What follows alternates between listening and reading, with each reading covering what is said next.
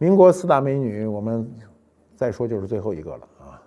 阮玲玉大家都知道啊，但是你未必知道阮玲玉是哪儿的人。她是广东中山人，她是个广东人，原名阮凤根、阮玉英啊，那名字你也不需要记，记住阮玲玉就可以了。1910年啊，清朝最后的时光，她生在上海。她到35年去世，她年仅只有25岁。她爹就是个普通的工人啊，积劳成疾。他6岁那年，他爹就走了。他母亲呢，就是做女佣的，所以他是出身极为贫苦的。他跟前面那些民国美女不一样啊！你看前2位民国美女都是家里都是有钱人啊，这是家里穷人。那么阮玲玉7岁的时候呢，就随着他的妈给一个姓张的张家呢为佣人啊。过去那个佣人跟今天有点不同，今天都是临时打工型，现在还有小时工。过去这一做佣人，有时候就可能一下这一辈子就交给这家了，所以过去很多佣人在人家里就视为一口人。这张家的第4个儿子呢，就是后来跟阮玲玉产生一系列感情纠纷的张达民呢，就比阮玲玉大6岁，就看上他了。你想想，一个纨绔之家的少爷，一个困顿不堪的啊，一个平民到人家做佣人的这种家里的一个女孩，你想当时2个人的这关系本身落差就很大。当时的阮玲玉只有7岁，7岁呢就是你像当时这个就按照现在说啊，是保姆带着孩子，那孩子在家里就待着，那时候过去有钱人院大，屋子多，在哪儿待着就待着了。那么他毕竟是穷人家的孩子，到富人家去待呢，他就没有伙伴，没有伙伴呢，行为还受约束，所以他内心中呢，就从童年的这个经历，让他形成了一种忧郁啊，非常拘谨、悲观的一面。这样的生活呢，就持续了一段时间。然后呢，这妈呢就不愿意看到自个儿这天生这个很聪慧的女儿呢，最后落成这一步，就希望自己的女儿能读书。我觉得这妈真不容易。你像一个佣人还要想这件事儿，我们今天啊想是正常的，因为今天是普及教育，但在民国的时候就不太正常。那么他就让阮玲玉呢，就是到了一家私塾开始自己的读书生涯啊。这个认字以后就是不一样。你知道我们今天说有文化没文化，有时候还是以看你读过多少书，可是在这个民国以前识字就算有文化了。你别看这妈是个佣人，还觉得你读的这个书都太旧，都是三字经啊、女儿经，太过时，就要想让他进洋学堂。洋学堂按照现在说就是西式的教学嘛，那穷人子弟当时都进不去。结果这妈一打听呢，是感情我们东家我们这张老爷就是一个女校叫崇德女校的校董，然后他就去求说，老爷我给你好好干活，您能不能让我这女儿呢，就是优惠半费进入这女校？这老爷就答应了。这老爷真是好老爷啊，就答应了。到了1925年15岁的这个阮玉英，就是阮玲玉呢，就跟张达民呢就碰面了。一碰面，你知道15岁情窦初开啊，这个人也长开了。女孩呢，女大18变啊，到15岁正是变的时候。结果这张家就知道了，就反对说，你这没体统了，咱们家什么家，他们家什么家。所以一怒之下呢，就把阮玲玉的母亲都给赶走，让她离开这张家，就断绝他们之间的关系。但是你知道家长管这事儿是个最瞎的事儿，自古以来都是个最瞎的事儿。他这4儿子张达民就瞒着家里，将走投无路的阮玉英，就是阮玲玉的母女，安排在一个地方，找了一个住宅让她落脚，然后呢，阮玲玉就跟张达民就同居了，就退学了。你知道这个人在爱情面前做蠢事儿两头甭管男的女的都是做蠢事儿。这张达民喜欢花天酒地又有钱，但是呢，他过不了这个日子这日子得天天过，没那么好过。这就是热乎劲儿一过去，不行了，不安分了，然后又得回到原先的自个儿那圈子里花天酒地去了，就把阮玲玉呢就扔了，也不能说彻底扔，这生活费一天比一天小。那么阮玲玉这个人性格比较好嘛，所以他就觉得自己要你不给我钱，那我出去工作呗。所以那时候由阮玉英改为阮玲玉，其实这名字改不改都差不多，我听着都是一路子哈。然后自个儿就去考明星电影公司，哎，结果一考，哎，就进去了，一演就半红不红，就多少有点名气了，哎，这事就缓上来了。这一缓上来就有问题了。你知道这演员是公众人物，为什么演员老出各种问题呢？他本身就是个公众人物，尤其在民国，你当个电影演员，那时候还不像现在演员这么多啊。现在这电影、电视剧也多，这演员很难红。为什么？都长得也差不多，演的也差不多，所以你很难红。可是当时就这点演员啊。唐季山呢，当时在东南亚呢是个特别有名的富商啊，做茶叶生意，因为有钱呢。电影公司拉他入股，你知道现在所有啊发了财的人都梦想着拍电影。为什么电影这资金不缺呢？是因为很多有钱人都想去拍电影，赚不赚钱另说，凑一热闹。那我钱多嘛，你这电影这点小钱我给了，说拍不成电影，我跟那女演员吃个饭就行。哎，就按照这种想法去拍电影。所以阮玲玉就在一个场面上碰见这财主了，这唐季山。那么见面的时候呢，他们肯定没什么交流嘛，那个场面上都是应酬，没什么交流，但是没把这事儿放在心上啊。他也没这个阮玲玉这个小女孩不知道财主跟他有什么关系，但是这财主唐季山看见阮玲玉呢，一下就不一样。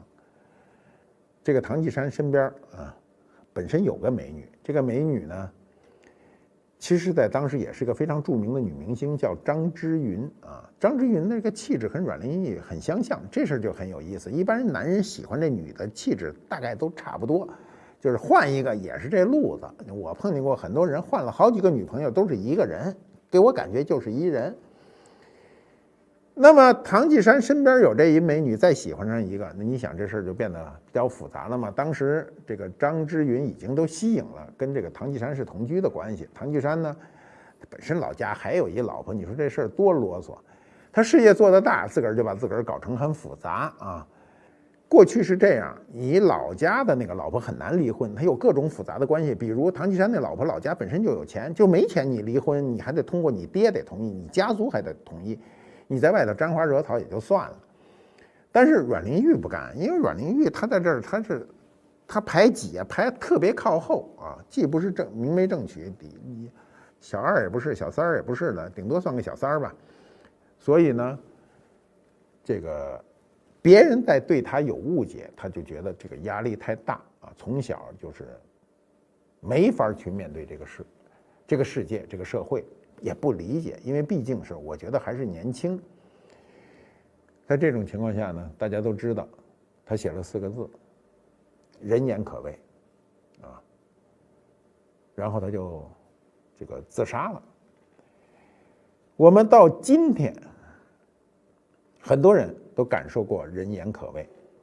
人言可畏有很多种，你作为公众人物，你可能各种舆论对你啊是有压力的，但是你作为生活中传各种小道消息啊，单位人自己叽叽咕咕，可能都有可能让你感到人言可畏。像阮玲玉这样一个人啊，对待表演艺术刻苦勤奋，倾注了全部的热情，不懈的追求。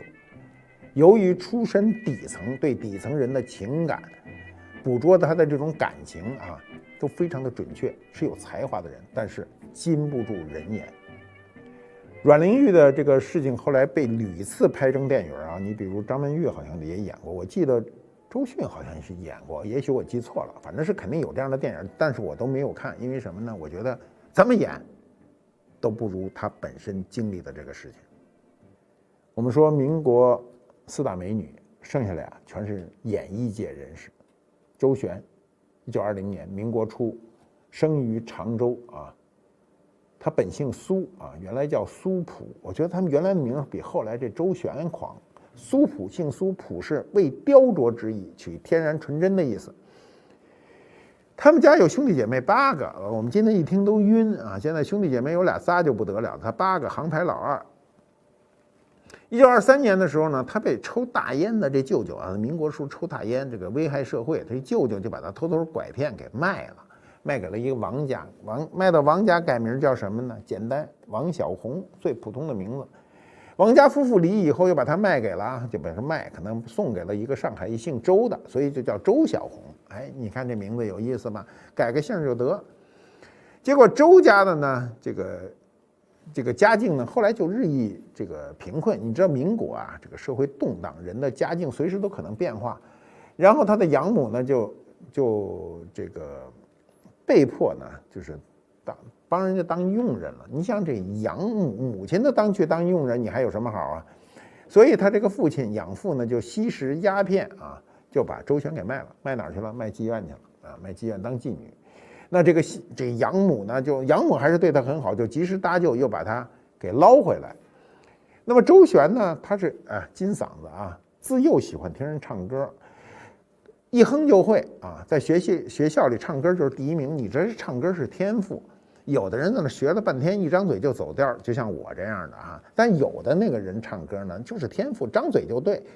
那么1931年的周旋啊，那就小大人了嘛。你想，当然不是大人，但是小孩，但是看着就有大人的感觉了。他加入了一个明星歌舞团啊，在那里就担任主演，那就又灌唱片啊，又崭露头角，就被人看见了啊。那么当时呢，他唱了一个歌剧，那歌剧有个主题曲叫《民族之光》，其中有一句歌词呢叫"与敌人周旋于沙场之上"，然后大家觉得，哎，这歌好啊，名好，因此改名吧，改个艺名。民国的时候，你知道啊，咱们今天知道民国所有的表演类的艺术家，基本上都是艺名，不是真名，所以他就由周小红改成了叫周旋。37年，他主演过黑白故事片叫《满园春色》啊，后来呢还演了第一部就是中国的一个叫广告歌舞片叫《三星半月》。后来呢，他这个里头最重要的一个插曲大家都很熟，叫《何日君再来》。这歌要从30年代流传到现在，现在有人在歌厅里还点这歌呢啊。在这个上个世纪80年代、90年代，你进歌厅就能听见《何日君再来》啊，好像邓丽君也唱过。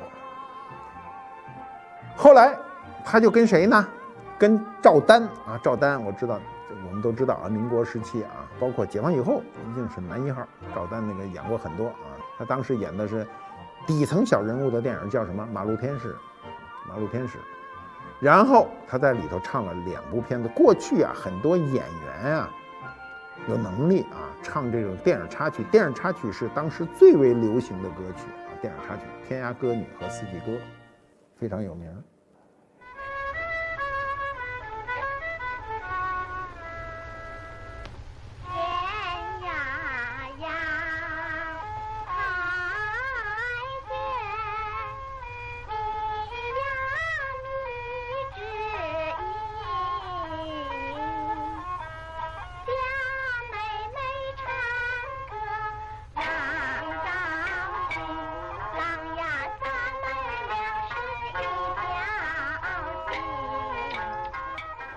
那么这就使周旋呢一举成名啊，有灌唱片啊，有获奖啊。周旋成名以后呢，就随了一个叫严华的人，这个人是个作曲家啊，也是个演员，他就远赴香港、菲律宾等地巡回演出，就是现在就是挣钱去了。后来呢，又演过什么话剧啊，像比如抗日救亡的话剧《保卫卢沟桥》啊，什么这都演过。那么这以后呢，这是一发不可收拾，这个周旋就演了大量的当时的电影，有大量的音乐会、唱歌什么，就是非常有名啊，非常有名。他呢，实际上是在36年的秋天呢，他就跟那个作曲家严华就订婚了。38年呢，就在北京啊这个举行的婚礼。举行婚礼以后呢，他这个婚姻呢奇怪，我发现这人不结婚且维持着呢，一结婚就歇了，结果维持了3年。3年呢，什么问题啊？跟今天的问题一模一样，双方啊都怀疑对方有外遇，都还是怀疑。我们现在的事儿一出来就是双方一定都有外遇，那时候就是双方怀疑啊对方有外遇。这时候一吵闹，周旋负气啊离家出走。这夫妻之间吵架，只要一离家出走，基本上没什么好结果。结果41年呢，俩人离婚。与严华离婚后呢，周旋就再也没有结过婚啊。头部的商人啊，过去你知道丝绸商人都是特别有钱的，那时候有钱人穿的都是丝绸，今天搞丝绸的人全国的都归你卖，你也发不了大财。有一种说法呢，就说这丝绸商人朱怀德是甜言蜜语欺骗周全，我就骗取了他的感情和财产。其实我觉得不一定，这个谈恋爱前说点瞎话都是正常的。每个人如果喜欢对方，一定说瞎话。说实话，有时候这不成嘛，啊，这个所以谈恋爱呢，说点甜言蜜语，甜言蜜语其实就是瞎话啊。那么1950年，那都解放了，带着身孕的周旋呢，回到上海以后呢，便在报纸上发表声明，就说呢什么呢？我跟朱怀德脱离同居关系啊。年底呢，周旋的大儿子周民出生。周旋后来又有一个恋人，这个恋人呢是从事美工的啊，美术工作者，叫唐棣。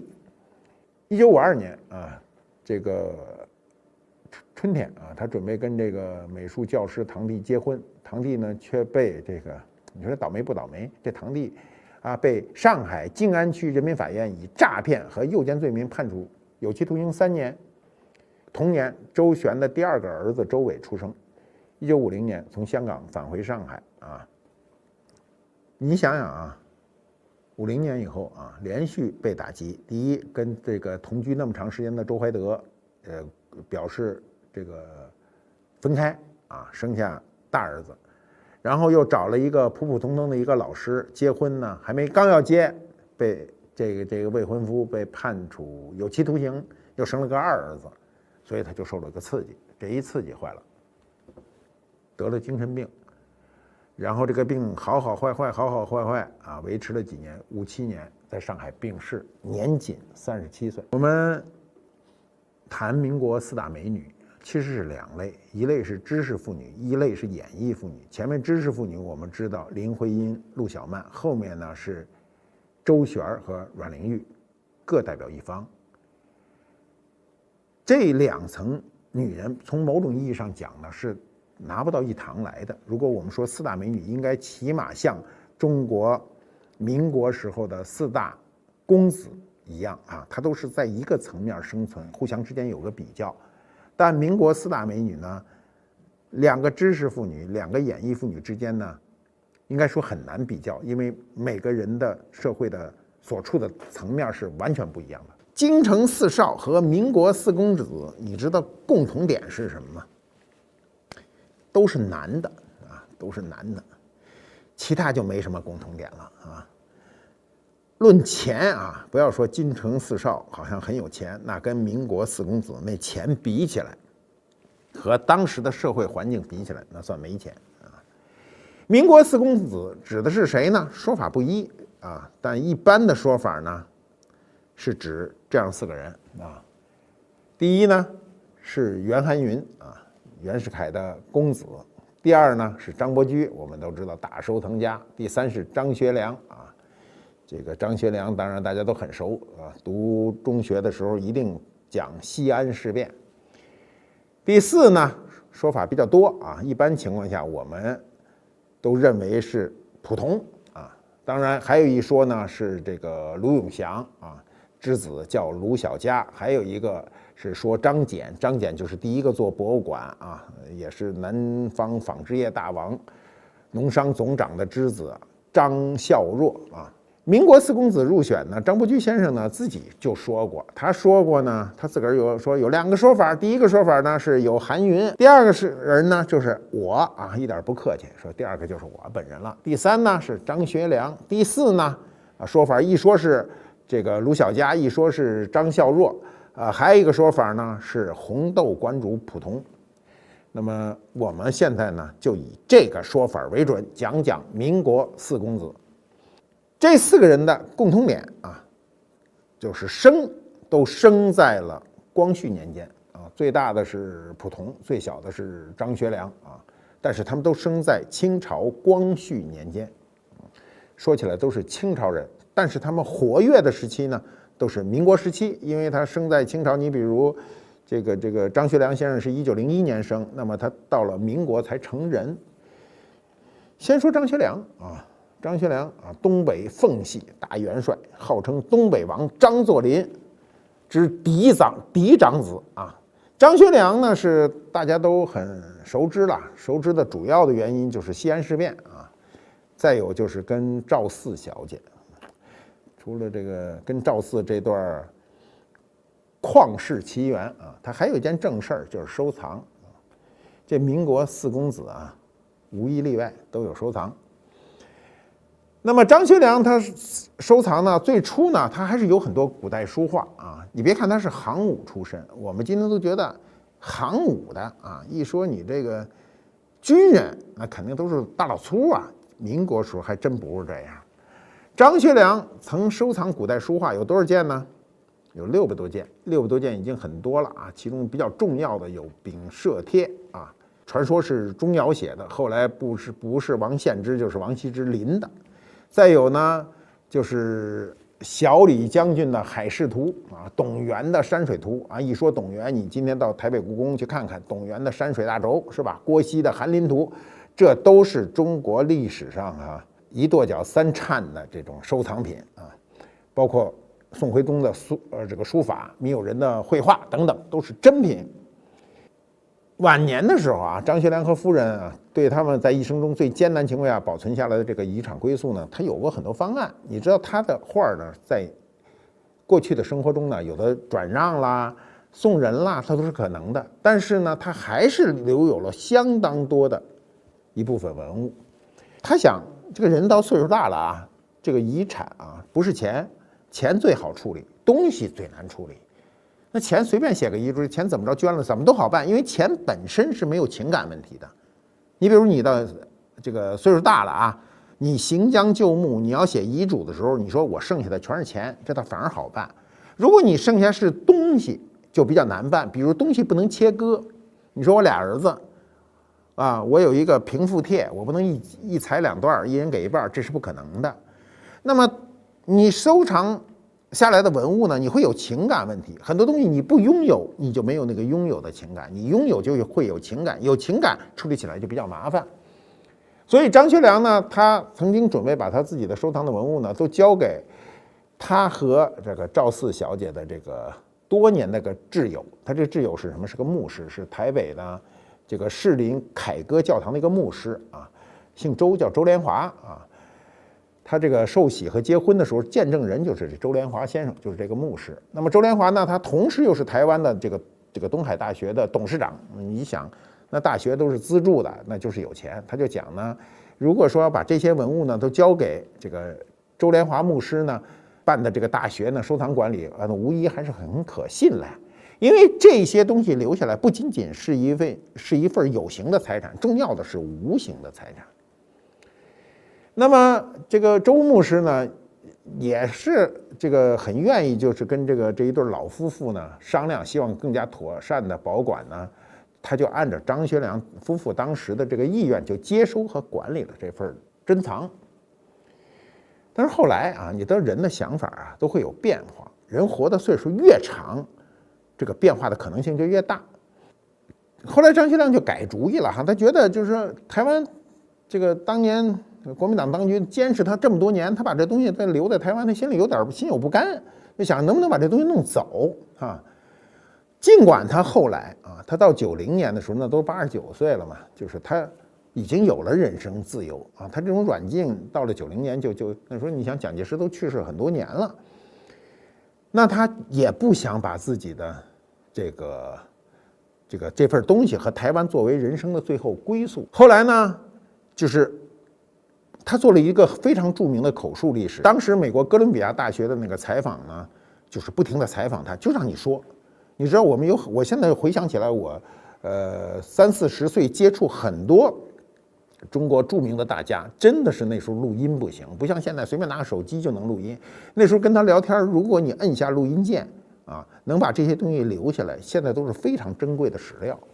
当时美国哥伦比亚大学的采访人员就发现呢，这个张学良夫妇呢，跟他采访的过程中，发现他也跟忧虑，就是说对他收藏的这批文物忧虑，不知道放哪儿为好的时候呢，然后就不失时机的建议他，就说你能不能把你所有的这些文物，连同你做的这个口述历史的这个资料，美国哥伦比亚大学的图书馆给你腾块地儿，你在这里永久的放下去。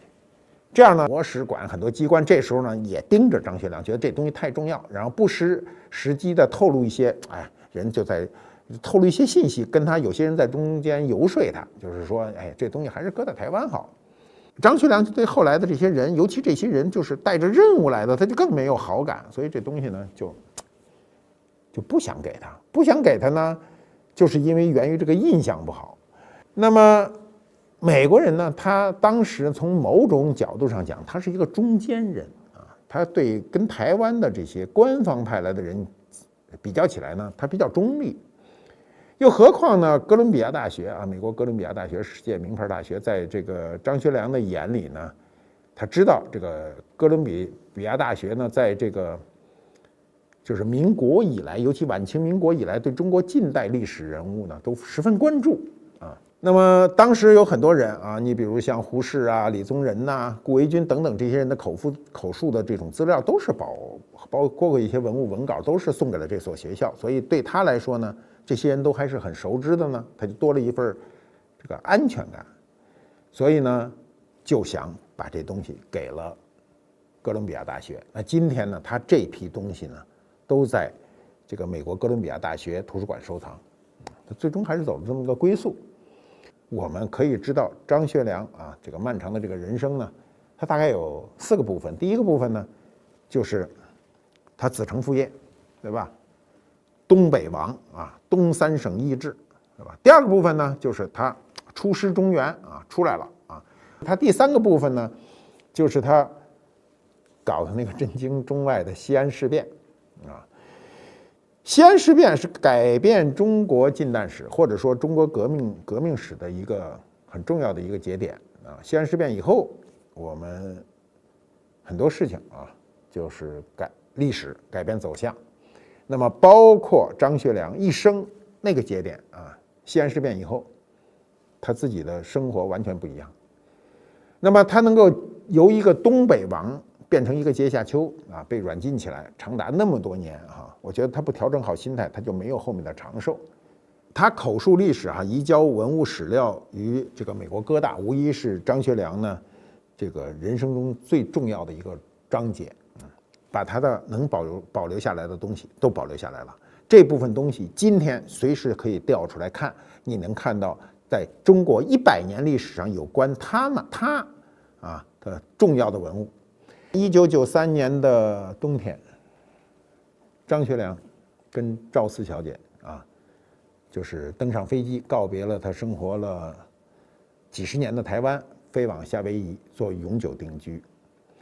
张学良呢，把自己收藏多年的书籍书很多，万余册是非常多的数量，然后把这个书呢都捐赠给了周连华牧师这个主办的东海大学图书馆，然后其他的重要文物，还有很重要的手札、信函，这些东西非常重要，非常真实。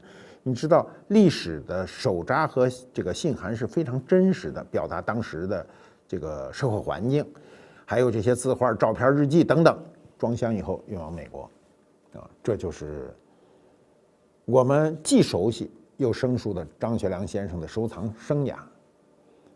那么，民国4公子的第2位我们再说说第2位，他不一定排序第2位，但我们说的第2位袁克文。袁克文名门之后袁世凯的这个公子，袁世凯的长子叫袁克定袁克定是袁佩夫人于氏所生，那么次子就是袁克文。那么他的母亲其实是3姨太，是朝鲜王妃。说起来，袁克文就是袁寒云呢，还有朝鲜这个血统他是个混血。你看他妈就是朝鲜人。那么生了袁克文以后呢，因为这个朝鲜王妃呢，就是还是因为大姨太大姨太，你知道大姨太的地位很重要，大姨太毕竟航拍靠前呐，所以呢，3姨太金氏生的这个袁克文就过继给了大姨太沈氏大姨太非常受宠嘛。袁克文酷爱收藏因为他曾经收到过一个宋人啊，叫王申啊，王近卿的《蜀道韩云图》，收到以后喜出望外，随后就改字为韩云。他为什么叫袁韩云？这么来的啊，自个儿收藏了一个图卷啊，喜欢这图卷，喜欢到把自己的字改了，所以一般人都称为袁韩云。他的这幅图今天在哪儿不知道啊？也许某一天啊，突然这个就出现了啊，也许这个东西就永远销声匿迹了。这个收藏就是这样，有的历史上非常重要的东西，丢了几百年以后突然就出现。你比如我们的玉版13行，宋代就后来找不到了，结果到了文革后期突然出现，你想中间隔了700-800年。那么袁克文呢，他除了擅长书法啊，学问大啊，书法、作诗、填词、写文章，他还喜欢唱昆曲、唱小生、丑角啊，都扮演得很好。他最拿手的好戏就是《长生殿》《游园惊梦》啊。他爹在的时候他不敢，唱戏呀，过去不为他们这种大家啊这个所为。结果他爹去世啊，袁世凯去世以后呢，他就没了管束，他开始票戏。所谓票戏呢，就是你不是专业的，你来学，所以当了著名的票友啊，就是名票。有一年啊，那时候袁世凯已经去世了，他这个当然肯定是他大哥啊，过去长兄为父啊，父亲不在了，长兄为父。那袁克定呢，就发现啊，说这个他弟弟啊，在新民大戏院呢跟人家合演这个《游园惊梦》，然后他大哥就很生气呢又没法弄，他认为这个当戏子这事儿啊，有点有辱家风啊，怎么办呢？他就找来了北京警察总监，叫薛松平，就是相当于他当时把公安局长给叫来了，说呢，因为他地位高啊，袁大公子啊，就让薛说呢，就说你这总监啊，帮我一忙，什么忙呢？把我这弟弟给抓了。让他唱戏，这公安局长惹不起他呀，但又不能推脱呀。这时候呢，一想说，这都是你们家内部的事儿，你让我行使公权，这事儿不规矩嘛。然后他就直接就去找这个袁克文，然后就如此这般的就把他哥的这意思啊全都说了一遍。袁克文很知趣儿啊，那过去的尊重兄长是美德呀。袁克文就笑着说：“嗨，我明儿还就一场了，唱完了我就不唱了。”你知道他这个过去啊，这个票友唱戏也不挣钱，是自个儿拿钱唱。唱这2场戏得花多少钱呢？说这2场戏得花好几千银元啊，好几千银元。那时候有几百银元就买院子了，所以那过去唱戏很贵很贵的。那么袁克文的嗜古啊，就喜欢这种古董收藏，他不是投资。我们今天这收藏家十有八九啊都是投资，啊，买了就是为了卖。人家过去的收藏家就没卖这概念，他呢就是一个有钱人的一个消费，就是老爷我消费得起啊，就是千金买酒，喝了就是为了兴致，买来的东西啊就是为了藏起来，来人跟人显摆让人看。袁克文过去的你知道，过去收藏家，尤其收藏纸本的啊，你比如说收藏绘画的、收藏书法的、收藏图书的啊，他都刻一章啊，有的是什么曾过我眼，有的写珍藏啊，或者曾在某家，这是最爱刻的章，就是你比如我要刻一章叫曾在马家，就是曾经这东西在我们家，买完了以后都盖一章。他自个儿也刻过一章，他这章刻的有意思，他说与身啊俱存亡，就说我这东西都跟我一块儿啊，就是生死都在一起。你想他有多喜欢这事儿？但是啊，他这个毛病大，因为富家公子啊，大手大脚，花起钱来如流水啊，所以他下了决心不卖的东西，当他生活窘迫的时候，他还是拿钱换物，要不然就变钱，他总要花钱呐。他收藏了那么多东西，很多东西就是过眼云烟。他这种消遣呢，是在性质上。你比如他有学问啊，字写得很好，据说后来靠卖字还活着呢。就是一看这东西，哎呦，这东西眼睛一亮，立刻知道这好东西，立刻就拿钱买。买完了以后，他倒不觉得什么了，因为当他这一支啊，他爹走了以后啊，他这一支就示弱嘛，那他的这种收藏呢就逐渐就散了。袁世凯去世以后啊，袁克文分到了2份遗产，每份8万块。你今儿听着8万块不知道什么数，我告诉你，当时的8万块应该是一个人能够活一辈子的，架不住他挥霍呀，啊，就生活很快的就衰落下去，就把这些家里的这些收藏。包括很重要的像宋刻啊，宋刻你知道，宋代的课本啊，那时候比这个书画还贵啊，就转让专家，前面6位都已经相继驾鹤西归。傅熹年先生是傅东祥先生的孙子啊，就是家学渊源。袁克文因为字写得很好啊，就是你这过去字写得好又有地位的人呢，很多人求字，今天也是这样。啊，附庸风雅的人都愿意求个有名的人的字挂墙上，因为他不知道字好坏，他只知道这人是否有名。所以袁克文呢，当时呢就写过很多字啊，写的卖，就没钱的时候就卖字。卖字呢，就你知道卖来卖去，你有名了嘛？当时山东呢有一个，就我们老说那叫狗肉将军啊，山东督办张宗昌呢就想让他写副中堂，一下给他开价开得大呀。他平时写幅字才10块钱，人说开1000块。给你1000块大洋，那这个不能说明啊张宗昌有多大眼力，而是说明呢，就是这个社会就是个世俗的社会，因为袁克文有皇帝之子的这样一个身份，所以呢，就有人高价求他的字。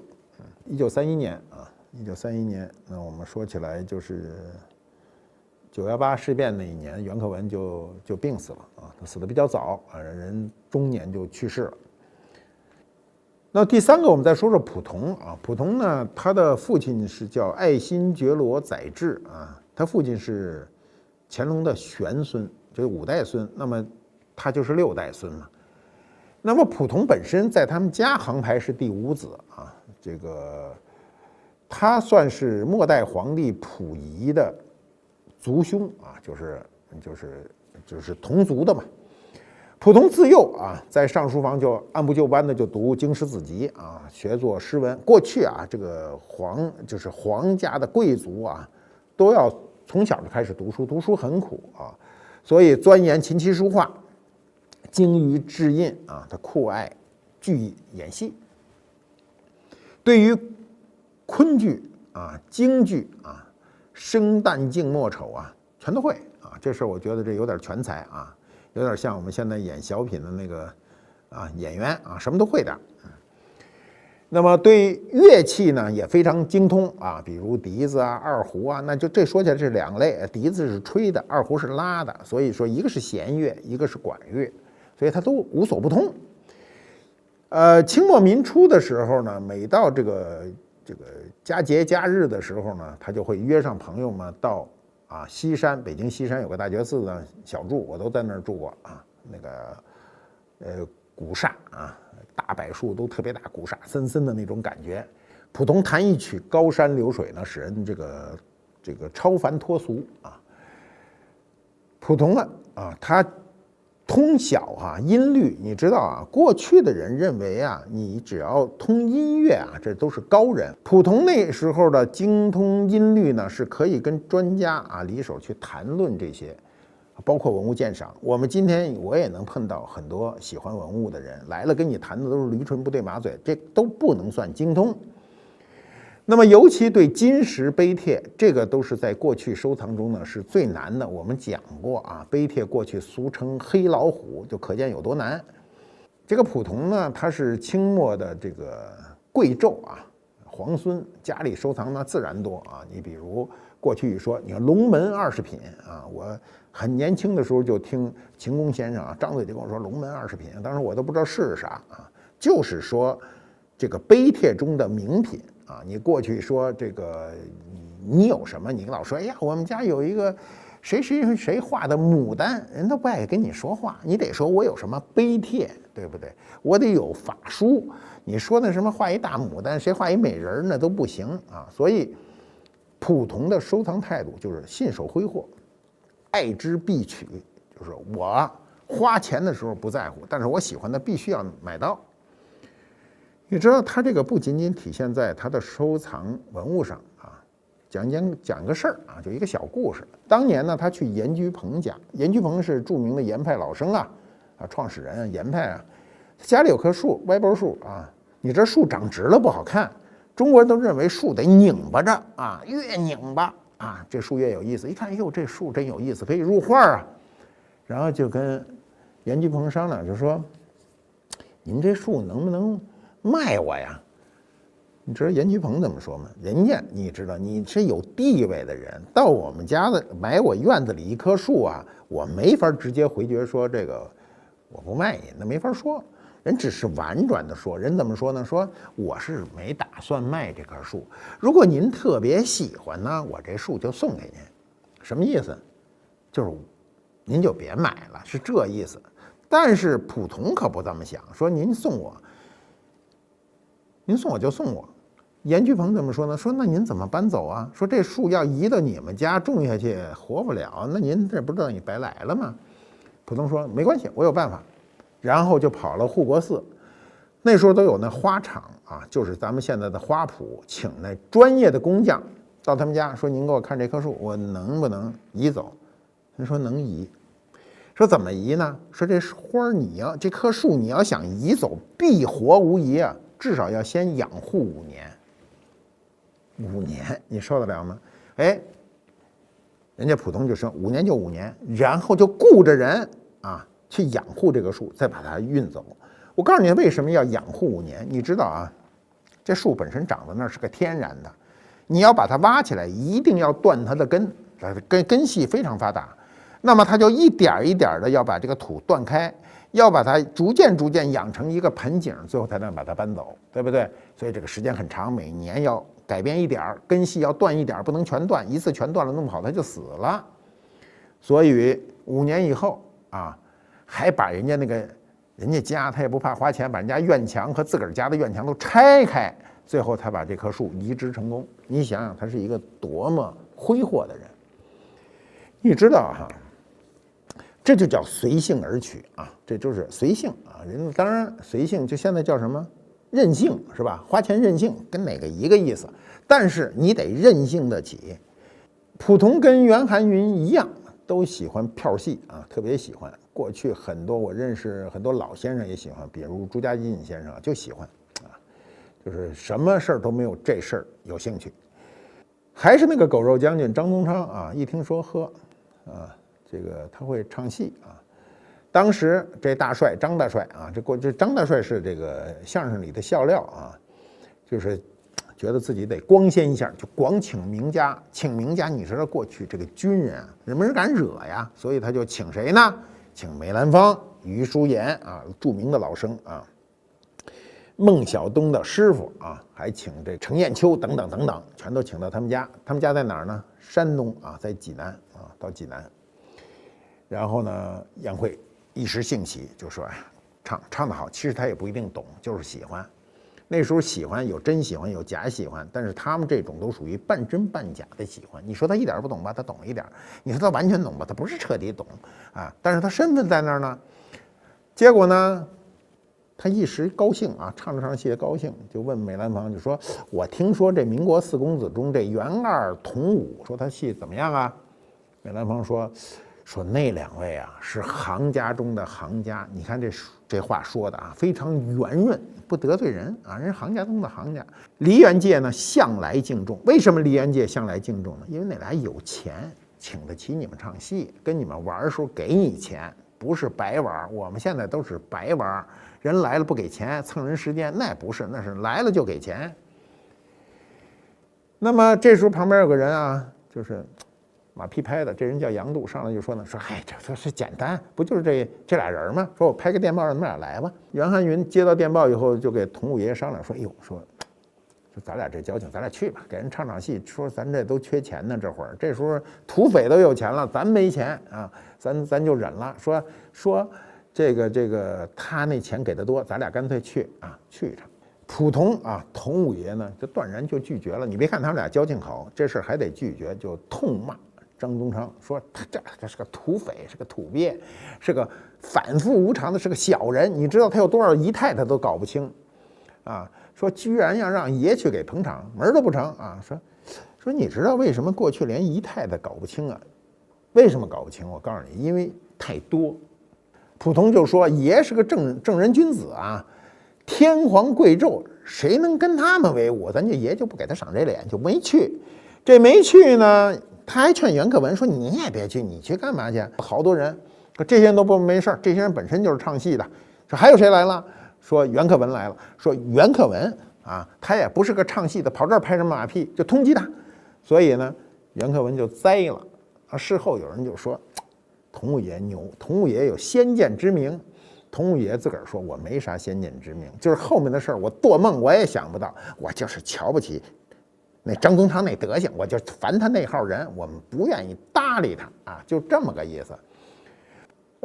溥同呢，晚景呢就不算太好啊，这个活的不能算太短，活的也70多岁，后来栽过一跟头啊，这跟头呢，就说起来跟这收藏还没什么太大关系啊，就一步错步步错，所以晚年呢也就靠卖个字儿为生啊，解放初就去世了。那么我们最后说一下大名鼎鼎的张伯驹啊，张伯驹的这个生父叫张景芳，他后来过继给他的伯父叫张振芳啊。张振芳是满清最后一位直隶总督啊，1917年还参加过张勋复辟。张振芳、张景芳兄弟呢是袁世凯兄嫂的弟弟，也算有个这种裙带关系，这人都不是白来的。张伯驹先生的收藏呢，他起源非常早，1927年啊，1927年呢，这时候他已经29岁了。他无意中来到琉璃厂以后呢，就看到了一个古玩店，上面写着“从壁山房”啊。张伯驹一看这字儿就一见倾心，这是谁写的呢？一问是康熙皇帝的御笔啊。这个惊喜之后呢，他就决定买下这字儿。你说上人家堂号去，连堂号都买，得给多少钱啊？这个康熙皇帝的字啊，咱们这么说，康熙皇帝的字，在清代皇帝里是写的最好的，写的最好啊，写董其昌的字可以乱真啊。那么回到家里呢，就是他越看越喜欢啊，就喜欢这个从壁山房嘛，所以后来自个儿还编了个书叫《从壁书画录》，记录了他当时的一个心情。后来他把自己的居所也改名了。叫什么呢？就叫从壁山房，就他这一大宅子啊，他最后也能卖了。卖了干嘛呀？筹钱收藏藏品。什么藏品呢？我们最重要的国画，隋代画家展子虔所绘的《游春图》啊，《游春图》今天在北京故宫。这都是到了抗战胜利了啊，这个46年。北平的啊，就是北京啊，就是当时叫北平啊。琉璃厂呢，琉璃厂我们都知道，就是专门卖古玩的地方。有个叫马继川的人啊，一个老板要卖这个《游春图》，当时要多少呢？800两黄金。我们今天听800两黄金呢，你就会算钱去。你说1两等于多少克，等于多少钱？它不是这么算的。民国的时候，1两黄金你买随便挑一院子，你800个院子得多少钱？最后。谈来谈去，最后只肯降到240两。240两听着比那800两是少了不少，但是当时也是很大的数字啊。凑巧张伯驹当时刚刚花了110两黄金买了谁的呢？范仲淹的《道符帖》，就家产都用尽了。你知道我特别理解收藏的人，借钱是常态。真正喜欢收藏的人，真是富可敌国，贫无力追，就经常还欠账。所以无奈之下呢，张伯驹就把从壁山房，就他家这宅子卖给了辅仁大学，又让妻子潘素变卖了一件首饰，才凑够了数，买的展子虔游春图啊。